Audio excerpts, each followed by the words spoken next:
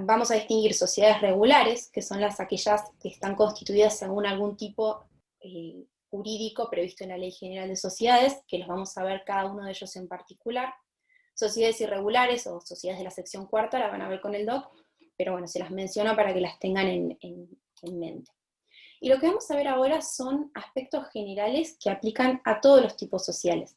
Tengan en cuenta que después, cuando vayamos a ver cada tipo social en particular, vamos a ver estos elementos y cómo se distinguen y se caracterizan en cada uno de ellos. Por ejemplo, la responsabilidad de los socios, quién es el administrador en cada sociedad, y eso se va a ver en cada tipo social en particular. Pero estas son cuestiones generales a todos los tipos sociales, que está bueno saberlo antes para que ustedes lo tengan en cuenta y lo puedan identificar en cada tipo social. Empezamos con los socios. ¿Quiénes pueden ser socios de las sociedades? Los socios son todas las personas físicas o jurídicas que forman parte de una sociedad. Forman parte de la sociedad puede ser o bien porque la integraron desde el momento constitutivo, o sea, desde la formación de la sociedad, decidieron formar parte de esa sociedad, o bien porque adquirieron la participación accionaria de un socio, sea que la compren, sea que la adquieran por herencia, o bien porque en un aumento de capital de la sociedad suscribieron acciones. Esto del aumento de la capital de la sociedad lo vamos a ver ahora en un minuto, porque hay derechos de preferencia a crecer que se ponen en juego en ese momento. Pero tengan en cuenta la distinción que les hacía ayer el doctor, que es el patrimonio social que tiene la sociedad, que es el que se utiliza para responder por sus obligaciones, varía todo el tiempo. Compro un inmueble, compro una resma de hojas, vendo algo y va variando. El capital social, que es ese monto que los socios decidieron para constituir la sociedad, en principio no se altera, salvo que los socios decidan aumentar o disminuir el capital. En ese momento es que pueden llegar a participar de la sociedad nuevos socios que integren el nuevo aumento de capital. Ahora igualmente les va a quedar claro en un minuto cuando veamos estos derechos que les decía. La capacidad para integrar sociedades. En principio, toda persona que pueda contratar puede integrar sociedades. Hay algunas particularidades que tienen que tener en cuenta. Esto, por supuesto, es un paneo general porque estamos en elementos. En sociedades van a ver con profundidad cada uno de estos temas. La sociedad socia. ¿Una sociedad puede ser socia de otra sociedad? Sí, en principio sí. Hay algunas restricciones, por ejemplo, la sociedad que están en el artículo 30 de la Ley General de Sociedades, que por ejemplo la sociedad anónima y la sociedad comandita por acciones solamente pueden ser socias de sociedades por acciones, que tengan ese tipo de responsabilidad. Además, en el 2015 se creó la sociedad anónima unipersonal. Esta sociedad anónima unipersonal solamente puede, o sea, no puede ser socia de otra sociedad anónima unipersonal. O sea, la idea es, ustedes tengan que tener siempre en cuenta la personalidad jurídica que tiene la sociedad, que eso se pone muy en juego cuando ven la sociedad unipersonal, porque ustedes tienen la personalidad jurídica, la personalidad del individuo, y ese mismo individuo puede crear una sociedad anónima unipersonal, que va a ser él mismo como único socio, pero va a funcionar de forma organizada con órganos, como vamos a ver ahora. Otro tema que hay que tener en cuenta respecto de los socios es la posibilidad de que los cónyuges puedan constituir sociedades. Antes de la sanción del nuevo Código Civil y Comercial en 2015, los cónyuges solamente podían constituir sociedades por acciones, sociedades de responsabilidad limitada o sociedad anónima. ¿Por qué era esto? Porque la idea era, como el principio general en responsabilidad matrimonial, es que cada cónyuge en principio puede administrar los bienes propios y responde por esos bienes propios, lo que no se quería era aumentar la responsabilidad de los socios al participar en sociedades donde tengan responsabilidad ilimitada. Hoy en día, como cambió el régimen matrimonial y se puede incluso elegir un régimen de separación de bienes o un régimen de comunidad, se permitió que los cónyuges constituyan cualquier tipo de sociedad, inclusive las sociedades irregulares, con lo cual hoy en día los cónyuges pueden constituir y ser socios de cualquier tipo social. Otro tema son los herederos menores. Los herederos menores de edad pueden llegar a ser socios de una sociedad cuando heredan la participación accionaria del causante. Estos herederos menores, para protección de los mismos, solo se permite que formen parte de sociedades que tienen responsabilidad limitada. Esto para protección del heredero. Ahora sí vamos con derechos fundamentales que tienen los socios. El primero de estos derechos es el derecho de receso. Respecto del derecho de receso, tienen que tener en cuenta que como principio general, el socio no tiene derecho a irse de la sociedad y que la sociedad le compre su parte. Él forma parte de la sociedad y como tal tiene que participar de la sociedad en su devenir, y si quiere irse de la sociedad va a tener que vender su participación accionaria. Pero no puede ir a la sociedad y decirle quiero que me compres mi parte. Salvo esto se da solamente en el derecho de receso, que es el derecho de receder, de que la sociedad adquiera la participación del socio, pero se da solamente en supuestos particulares previstos por la ley de sociedades que están ahí enumerados. Son supuestos muy particulares en donde cambian las condiciones sustanciales de la sociedad. Hay una transformación, un cambio sustancial de objeto, un aumento de capital muy grande. Estas decisiones, como cambian fundamentalmente las condiciones de la sociedad, son las que permiten que el socio pueda requerir a la sociedad que le compre su parte e irse de esa forma de la sociedad. No hace falta que sepan los casos en particular, porque eso lo van a ver en sociedades, pero sí sepan que existe este derecho de receso y que en principio los socios no pueden pedirle a la sociedad que les compre su parte, salvo que estén en alguno de estos supuestos previstos por la ley.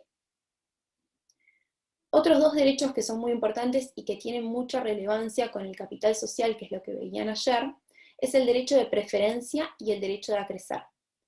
El derecho de preferencia es el derecho que tienen todos los socios de adquirir las participaciones sociales de los socios que quieran vender con preferencia a terceros y de suscribir los aumentos de capital en proporción a sus tenencias accionarias de la sociedad. Ahora lo vamos a ver con un ejemplo, pero lo que busca proteger el derecho de preferencia es que todos los socios tienen el derecho de mantener el porcentaje de participación que tienen en la sociedad.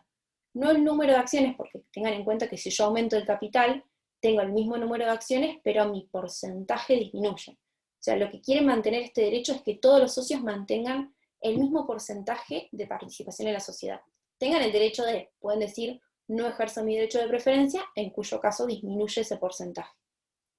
Y el derecho a crecer es el paso siguiente del derecho de preferencia, y que lo que implica es que en caso que alguno de los socios no ejerza su derecho de preferencia, el resto de los socios tiene derecho a suscribir en forma preferente lo que ese socio dejó de suscribir, antes que un tercero. Entonces, si somos dos socios o tres socios, y uno de ellos no ejerció su derecho de preferencia, yo voy a poder ejercer mi derecho de preferencia y el derecho de preferencia de mi socio que no lo quiso ejercer, antes que venga un tercero y adquiera. Ahora vamos a ver un ejemplo en donde se ve gráficamente. Tengan en cuenta que la idea no es la matemática, sino que entiendan cómo funcionan estos derechos. Si yo tengo una sociedad con 100 acciones, tengo dos socios que tienen 500 acciones cada uno. Es decir, que tengo un 50% de participación de la sociedad de cada socio. Ahora bien, yo voy a aumentar el capital social de la sociedad a 1.500. Si yo aumento el capital social a 1.500, cada socio, o sea, lo aumento en 500, cada socio va a tener el derecho de suscribir acciones en proporción a los que tengan. Es decir, si cada uno tenía el 50% y yo aumento en 500, cada uno va a tener derecho a adquirir 250 acciones más. En este caso, ejercieron el derecho de preferencia, cada uno de ellos suscribe la mitad y mantengo mi mismo porcentaje de participación en la sociedad. Ahora, vamos a ver qué pasa si los accionistas no ejercen el derecho de preferencia. Yo tengo el mismo porcentaje de aumento de la sociedad, Juan y Pedro mantienen la misma cantidad de acciones, y las 500 nuevas deciden que no quieren suscribirlas. Entonces entra un tercero que suscribe esa cantidad de acciones. Todos van a mantener la misma cantidad de acciones, pero el porcentaje que tenían, que representaban esas acciones en la sociedad, va a disminuir. ¿Por qué? Porque no ejercieron el derecho de preferencia.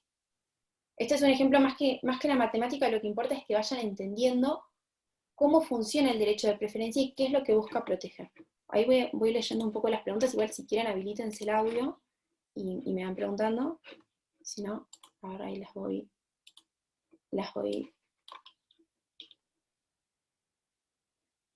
Alguien anotó el último, no llegué a escribirlo.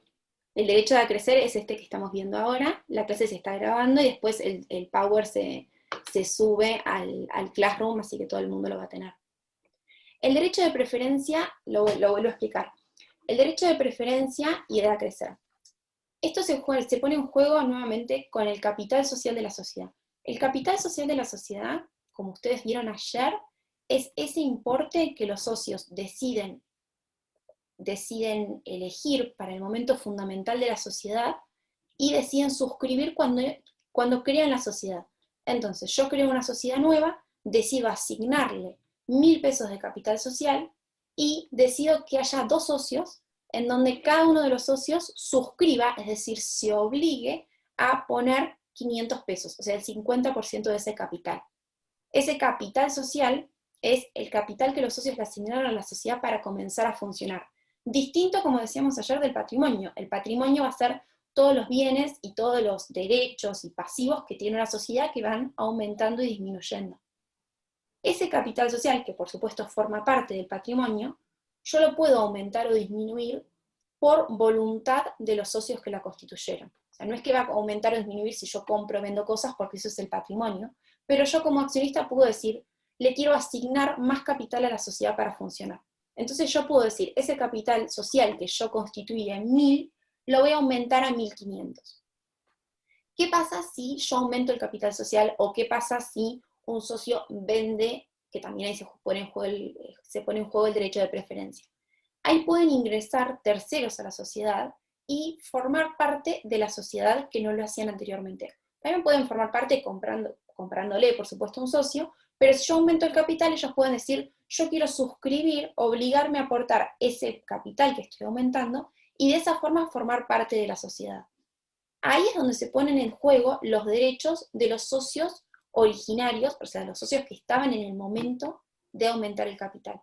¿Y cuál es ese derecho? El derecho de que ellos tienen de adquirir preferentemente las acciones que el accionista quiera vender o las acciones que se aumenten el capital sobre un tercero. ¿Por qué? Porque yo tengo derecho como socio a que mi porcentaje en de participación en la sociedad se mantenga inalterado. O sea, yo socio quiero tener el derecho de ser siempre el socio del 50% de la sociedad, antes que venga, por ejemplo, Keila, y Keila sea parte de la sociedad y adquiera ese porcentaje. Entonces, yo como socio voy a tener preferencia sobre un tercero para adquirir esas acciones. Eso es el derecho de preferencia.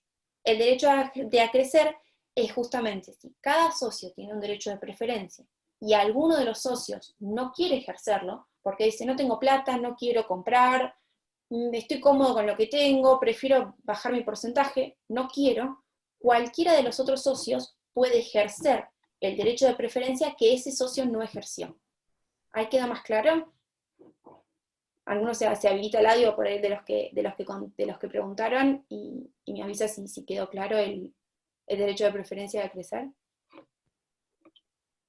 Ok, bueno. Vamos con los órganos de la sociedad. Como dijimos, una sociedad es una persona jurídica distinta de los miembros que lo componen. ¿Cómo funciona una sociedad? A través de órganos. Es similar, ayer decía el doc, a un Estado, o sea, funciona a través de órganos que administran, gobiernan, fiscalizan la sociedad. Es decir, aún en una sociedad unipersonal, donde voy a tener un solo socio, tengo órganos, con lo cual la sociedad funciona con órganos. Estos órganos van cambiando, o sea, van siendo ejercidos de forma distinta en cada tipo social. Entonces, por ejemplo, una pregunta de examen es, ¿cuál es el órgano de gobierno o el órgano de administración de una sociedad anónima? Que lo van a ver cuando vean sociedad anónima. Pero tengan en cuenta que todas las sociedades tienen estos órganos, como principio general. El órgano de gobierno es quien toma las decisiones de disposición de la sociedad y quien aprueba la gestión del órgano de administración. Es el que gobierna, para ser redundante con la palabra, todo el manejo de la sociedad. Toma todas las decisiones extraordinarias, todas las decisiones de disposición de la sociedad. El órgano de administración es el órgano que administra la sociedad. El órgano que administra bajo las pautas que le indique el estatuto social y bajo las pautas que le indique el órgano de gobierno. ¿Correcto? El órgano de representante legal es de representación legal, es quién es la persona que va a representar, que va a obligar a esa sociedad. En casi todas las sociedades, salvo en la sociedad anónima, el órgano de representación legal coincide con el órgano de administración. Es importante que ustedes sepan estas cosas porque en la vida cotidiana les va a pasar que, por ejemplo, quieren firmar un contrato. Y ustedes tienen que saber quién es la persona que puede representar a ese tipo social, que lo van a ver en cada tipo social. Y el órgano de fiscalización es el órgano que se encarga de controlar la actuación de los demás órganos en interés de los socios, salvaguarda el interés social de los socios. Vamos a ver en cada tipo social que algunos tipos sociales no prevén un órgano de fiscalización y se ejerce directamente por los socios, y algunos tipos sociales prevén un órgano de fiscalización, pero prevén que se puede prescindir del órgano de fiscalización, salvo que estén en algunos supuestos, y pueden decidir no tenerlo. En cuyo caso, estas funciones las van a ejercer los mismos socios de control. El siguiente elemento que vamos a ver es el domicilio legal y la sede social. En cuanto a sede social inscripta, primero voy a hacer la salvedad que las sociedades, como tales, tienen que inscribirse para funcionar en un registro. En Capital se inscriben en la Inspección General de Justicia, en Provincia de Buenos Aires se inscriben en la Dirección Provincial de Personas Jurídicas, y en cada jurisdicción donde ustedes estén o de donde sean, hay un organismo particular que se encarga de inscribir las sociedades. Con lo cual yo, cuando constituyo una sociedad, cuando modifico el estatuto social, cuando cambio el domicilio, son todos actos que voy a inscribir al registro que le van a dar publicidad. El domicilio legal tiene la sede social inscripta, tiene el efecto de que todas las notificaciones que se hagan a la sociedad van a tenerse por válidas si se hacen en la sede inscripta, ¿correcto? Entonces, tengan en cuenta que tiene ese efecto de publicidad y tiene ese efecto importante de la sede inscripta. Ahora bien, cuando yo constituyo la sociedad, voy a indicar un domicilio legal y una sede social. El domicilio legal es la jurisdicción, el pueblo, la ciudad en donde va a operar la sociedad. Por ejemplo, en Provincia de Buenos Aires, en Ciudad Autónoma de Buenos Aires. Además, yo voy a poder indicar cuál es la sede social exacta, es decir, por ejemplo, Avenida del Libertador, 905, piso tanto. Muchas veces, esto es una salvedad que se hace, en el estatuto social yo no pongo la dirección exacta, sino lo que voy a poner es el domicilio legal general, es decir, jurisdicción de Provincia de Buenos Aires. ¿Por qué? Para que yo cuando cambie la dirección, que es esta sede social, no tenga que ir a cambiar el estatuto. Lo voy a cambiar por un acta de directorio, si estoy en una SA, por un acta del órgano de administración y lo voy a inscribir. Pero la sede social es ese domicilio exacto, si no lo que puedo indicar es la jurisdicción. Esto lo van a ver cuando hagan el trabajo práctico y vean modelos de estatuto, van a ver que muchos de ellos no indican la dirección exacta, sino que indican el ámbito donde se va a constituir, o sea, no a constituir, sino de donde va a ser el domicilio de esa sociedad. Ahora vamos a ver algunos supuestos particulares. La idea es esta, es que ustedes entiendan qué es y qué existe. En particular, cada uno de estos institutos se van a ver cuando vean la parte general de la materia de sociedades.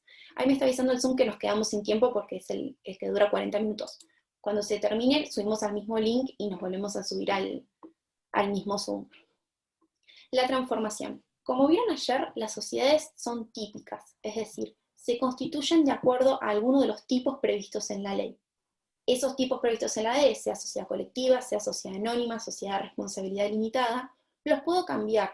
Es decir, los socios pueden ponerse de acuerdo y decir, esta sociedad que era una sociedad colectiva, ahora quiero que sea una sociedad anónima. Ese cambio de tipo social por otro se llama transformación. La sociedad no se disuelve ni se alteran sus derechos, como bien dice el artículo, sino que cambia el tipo social. Tengan en cuenta una particularidad de la transformación, es que si yo cambio de responsabilidad por el tipo social, los actos que hice previos a la transformación se van a regir por la responsabilidad prevista en ese momento, y los actos post-transformación se van a regir por la responsabilidad del nuevo tipo social. La responsabilidad es un tema muy, muy importante que ahora vamos a ver cuando veamos, porque vamos a empezar a ver sociedades de personas, y vamos a ver cómo es la responsabilidad de los socios en esas sociedades, que van a cambiar diametralmente cuando se refiere a sociedades de responsabilidad limitada, o sociedad anónima, sociedades por acciones. La disolución y la liquidación. Hay que distinguir esencialmente estos dos conceptos. La disolución es la muerte de la sociedad, es un instante. Hay ciertas causales de disolución que prevé la Ley General de Sociedades. Ahí les puse algunos ejemplos solamente para que los tengan en cuenta. Por ejemplo, de la decisión de los socios, la expiración del término que yo le puse a la sociedad para funcionar, la pérdida del capital social. Cuando se producen estos eventos, se produce la muerte de la sociedad, es decir, están en una causal de disolución. Más allá de que en algunos casos yo los pueda revertir, porque, por ejemplo, si termina el término de la sociedad, los socios pueden pactar una prórroga. Pero ese momento en que está previsto por la ley, es la causal de disolución. Distinto es la liquidación de la sociedad. La liquidación de la sociedad es justamente la realización del activo, la cancelación del pasivo, es decir, cobro todo lo que tenga que cobrar, pago todas las deudas y reparto todo lo que queden, todos los bienes que queden, todos los activos entre los socios. Esa es la liquidación de la sociedad, que siempre va después de la disolución. Yo primero disuelvo, después liquido. Ahora vamos a ver algunos casos en particular en donde una sociedad se disuelve y no se liquida, que son justamente estos, fusión y escisión.